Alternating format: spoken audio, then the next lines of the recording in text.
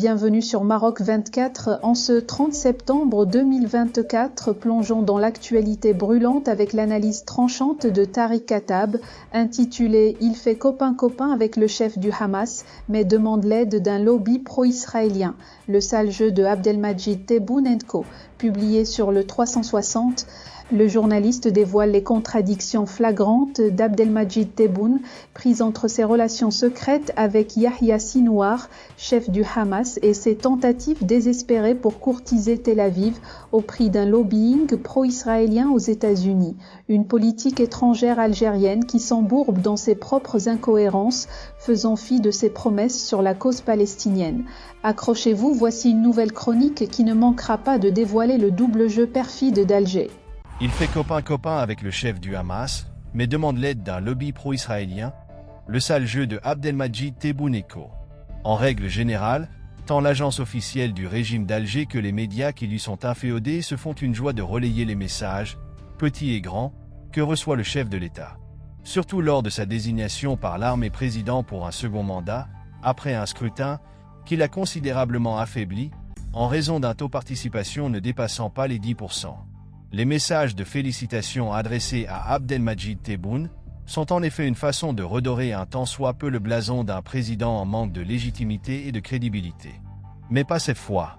Il se trouve que l'auteur de la missive n'est autre que Yahya Sinwar, le chef du mouvement armé palestinien du Hamas et principal artisan des attaques du 7 octobre 2023 contre Israël, avec les répercussions dramatiques sur la région et les populations civiles que l'on sait.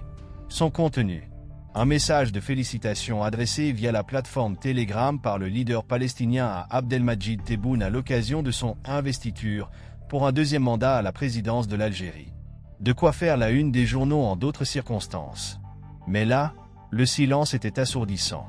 Ce sont les médias internationaux qui ont brisé le tabou en relayant la communication.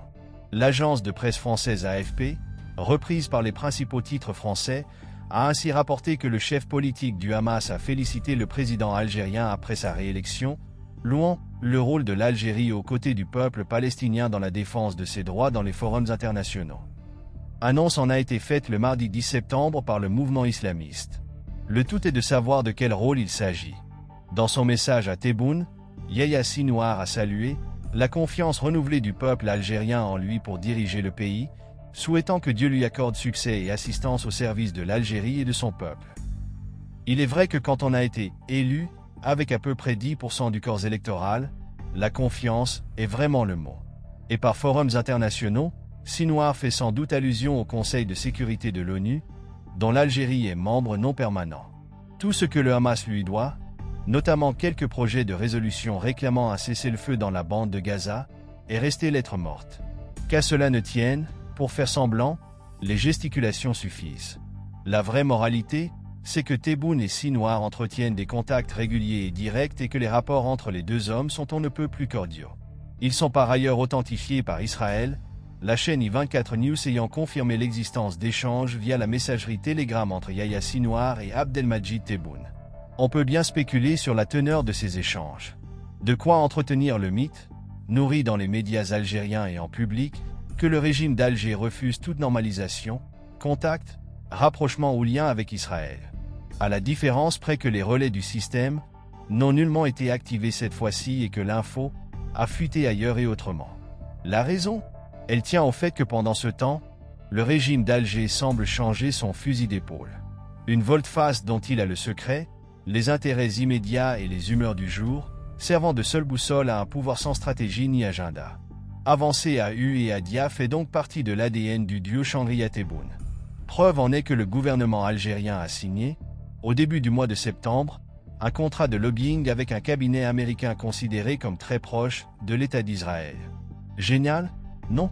Il s'agit du cabinet BGR Group, qui entretient de nombreux liens avec Tel Aviv, et que le régime d'Alger a engagé moyennant quelques 720 000 $, sans compter les substantiels frais annexes, dans l'objectif de soigner son image et de promouvoir ses intérêts auprès des autorités américaines.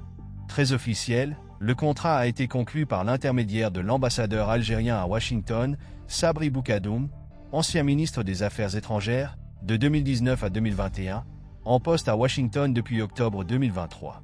Mieux, Le document est enregistré auprès du Foreign Agent Registration Act, conformément à la loi américaine sur les contrats liant des cabinets de lobbying à des États.